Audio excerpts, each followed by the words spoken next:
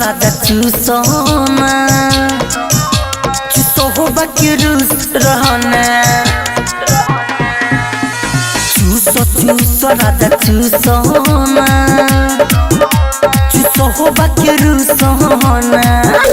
लबनी उठा लाली तनले निकाना भाली चूड़ी फोड़ला घर में घुसोना चूसो राजा चूसोना चूसो हो बाकी रूस रहना चूसो राजा चूसोना चूसो हो बाकी रूस होना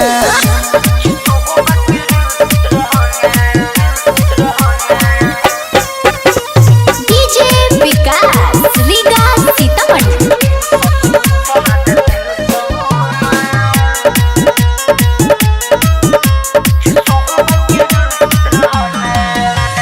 राजा जी कहीं में बिछावाना बुझी न हमारा मनवा के भावना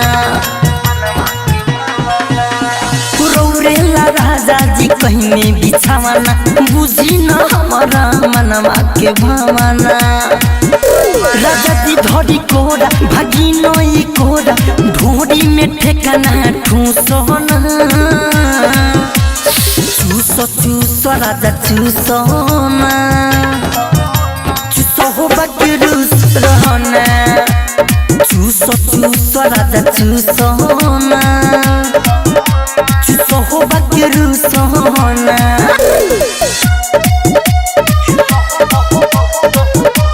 म्यूजिक बाय सौरभ अरे राइटर मिथल राजा ओ आजा अंकित अकेला पूरा हो खाजा अरे सावन शुभम राजा हो आजा अंकित अकेला पूरा हो खाजा ए विजय विकास अब ना होई बड़ा दास अरे सुधीर वैसे न पूछो ना चूसो राजा चूसोना चूसो हो बाकी रूस रहना चूसो राजा चूसोना चूसो हो बाकी रूस